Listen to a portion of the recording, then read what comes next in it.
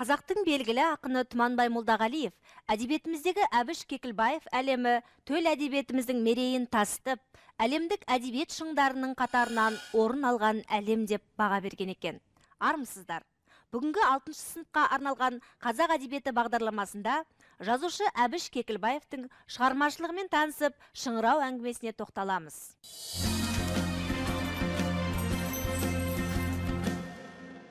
Талантты жазушы, белгілі қоғам қайраткері Әбіш Кекілбаев 1939 жылы 6 желтоқсан күні Маңғыстау облысы, Маңғыстау ауданы, Оңды ауылының Мырзайыр деген жерінде туған.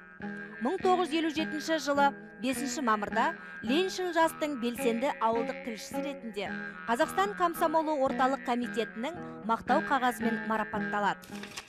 Жазушы Әбіш Кекілбайұлының таңғы шықтай мөлдіреп шыққан алғашқы әңгімелері, кең құлашты эпикалық қарыммен көрінген романдарына дейін оқырман қауымды бір сәт бейтарап қалдырған емес. Ақселеу Сейдімбек. Әбіш Кекілбаевтың алғашқы өлеңдер жинағы Алтын шуақ деген атпен 1962 жылы жарияланды. 1995 жылы Заманмен сұхбат, 1998 жылы Азаттықтың ақ таңы публицистикалық мақалалары, толғамдары, 1999 жылы 12 томдық шығармалар жинағы жарыққа шықты. Әбіш Кекілбаевтың Үркер, Елең алаң романдары қазақ әдебиетінің үлкен табысы ретінде бағаланып, Қазақ СССР мемлекеттік сыйлығын алды. Ол Әбіш Кекілбаев өзінің туған жері Маңғыстау түбегінің аңыздарын, сосын этнографиялық мәліметтері мол әңгімелерді айтып берді жұртқа. Осылардың ішінде өте бір жұрттың көңілін аударғаны, әсіресе бір философиялық бағытта мағынасы мәні терең шығарма, бұл шыңырау аталатын шығармасы еді.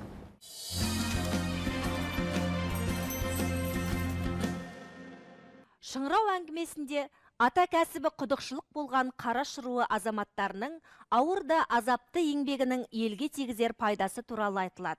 Қаламгер бұл повесінде сирек кездесетін ауыр кәсіптің адамдары құдықшылар әулетінің тағдыр талайын алға тартады. Оларды жер бетіндегі тірліктің қым қуыты мен қызығынан алшақтатып, сонау зымыстанның түбіне түсіретін әрине жоқшылық. Бірақ жазушы олардың басқаларға көріне бермейтін төзімділігі мен тәубешілдігін, тағдырына қарсы келмей, неге де болса өмірдің сыйы ретінде қарап, қандай қиыншылықты да жеңіп шығуға тәуекелі жететін қажырлы адамдар ретіндегі қасиетін ерекше бейнелейді. Олар өздеріне бейтаныс, басқа ортаға түсіп, белгілі бір марапатқа ие болып жатқанда да, сол сыйды қуып, өзінің жүрісінен жаңылып, жеңіл жолға түсіп кетпейді. Кейде тіпті айналаға сыншыл көзбен қарап қоятындар да бар. Бұл жазушы көзқарасының кейіпкер ойларымен дәл орайлас келетін мезеттерінде көрініс береді. Бұл ауылдан шыққан Дәржан құдықшының да өмірі осы тірлікпен өтіп еді. Ендігі кезек оның бұлалау болып өскен немере інісі Еңсепке келіпті. Жазушының өз сөзімен айтқанда, Еңсептің де жастық дәурені алыс жолда, ай батқанша жүріп кеп, тек таң алдында ғана бел шешпей сұлай кетіп, көз шырымын алған суыт жүргіншінің таң ұйқысындай тым тәтті, тым қысқа болады. Сол шыңырау деген белгілі ғой, құдық. Құдық болғанда терең құдық. Ал Маңғыстау құдықтарының тарихы ол мүлде бөлек. Маңғыстаудың құдықтары ол 40 құлаш жерден шығады дейді, 40 метрдей жерден шығады деген сөз ол, оның ар жағында. Мінекей осы әңгімесінде Әбіш Кекілбаев бір жағынан сол құдық қазудың технологиясы туралы айтады. Еңсепті бұл кәсіпке алып келген жоқшылық пен мұқтаждық. Өз кәсібіне берілген адалдық пен өзінен басқа мұндай кәсіпті ешкім артық істей алмайды деген мақтаныш сезім оның бойында бар еді. Ол жұртшылыққа жер астындағы тіршілік нәрін тауып беріп, соны қиындықпен елдің игілігіне айналдырушы еңбекшіл адам. Алайда, сол еңбегі құдық қазылып біткен соң, жұртқа қажет су алынатындай, молшылық орнаған мезеттен бастап, ешкімге керек болмай қалады. Әрине, ол өз еңбек үшін еңбек ақысын малмен есептеп алады да, бірақ осы еңбегінің бәрібір өтеуі болмай, қыруар қайрат сіңірген құдықтары басқа біреулердің атымен аталып кете береді екен. Пәленше қазған деген құдықтарды көріп, енді ол сол өңірдегі ең терең құдықты Еңсеп қазған деген атпен белгілі қылғысы келеді. Өзінің ойға алған ісін қажырлылықпен іске асырып, құдықты қиыншылықпен қазып болып, енді су шығатын мезгілде оқыстан мерт болады. Құдықтың аты еңсеп өлген деп аталады. Байқап тұр еңсеп. Сол анау топырақ қазып жатырғанда топырақ дымқылдана бастайды, сулы бола бастайды. Сосын ол бір гүрілдерде ести бастайды. Бірақ сонда да ол тоқтамайды. Жетем. Білмеймін ол не екен, әйтеуір адамның бір құштарлығы ғой. Мысалы үшін адам 8-9 километр шыңдарға шығады. Қиын жағдайда шығады. Құлап та кетуі мүмкін. Бірақ әйтеуір мақсат қояды алдына шығам деп. Еңсепте сондай өзінің алдына мақсат қояды. Мен қалай да осы суға жетем деп. Сол суға жетіп қаза болады. Жалпы адам өз ісіне, өзінің идеалдарына сол еңсеп сияқты мықты болатын болса, талапты болатын болса, сөз жоқ, мен ойлар едім. Ол адам бақытты деп. Еңсеп жалпы дүниеден өткеніне қарамастан өзінің армандаған құдығын қазып кетті. Бұл еңсептің құдығы деп қалды. Жазушы еңсеп бейнесі арқылы адамның қоғамдағы орны мен есіл еңбегі, өмірінің жемісін көрсем деген асыл армандарының орындалмай зая кету себептеріне кейіпкер көзімен үңіледі. Ол өмір бойы адал кәсіп етіп байымастан, өз еңбегінің өтеуін бұлдап көтеріп, саудалап жатпай-ақ кәсібін адал атқарады.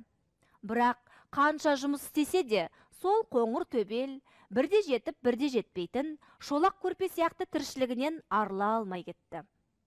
Оқырман оның өмірінде болатын ерекше қуанышты жайтқа куә болғысы келсе де, кейіпкер тағдыры қиыншылыққа қарай тарта береді. Осы арқылы оқушыға ой салады.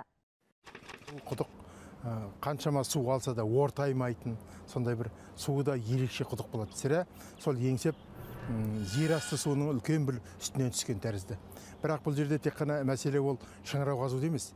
Мәселе сол еңсептің өзінің өмір туралы ойлары. Сосын өзінің еңсеп үшін бұл құдық қазу, бұл тек қана бір тамақ табудың бір құралы болмайды. Еңсеп үшін құдық қазу бұл адамның өміріндегі басты қызметі, басты мәні.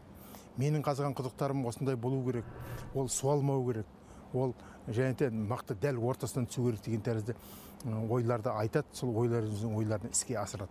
Жалпы еңсеп қоғамнан дұрыс орын алуға лайық адам. Бірақ повесте ол қоғам ісіне айналадағы адамдардың тағдырына араласып, әртүрлі ортаның жемісін көріп жүрген адам емес.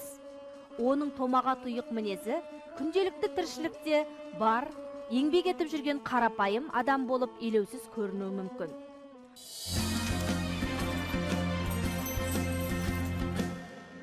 Қаламгер үшін өзі өмір сүрген дәуірдің суретін салудан өткен жетістік болуы мүмкін емес. Оқырман үшін де ең үлкен олжа осы. Неге десеңіз, жазушының өмір кешкен заманы мен өзі араласып, көзімен көрген оқиғаларын, ондағы қилы тағдыр иелерінің тұрмыс тауқыметі мен басынан кешкендерін оның өзінен басқа ешкімде жетік біліп әңгімелеп бере алмайды. Әлдебір өткен заман оқиғалары сөз болғанда, бұл туралы шындықтарды сол кезеңнің көркем шығармалары мен жазушыларының еңбектерінен іздеу жиі кездеседі. Суреткер қаламы бұл жерде ешбір тарихшы, не ғалым айтып бере алмайтын көркем суреттер салып, өз дәуірінің шежіресін көркем бейнелей алады. Әбіш Кекілбаев заманымыздың бір заңғар тұлғасы.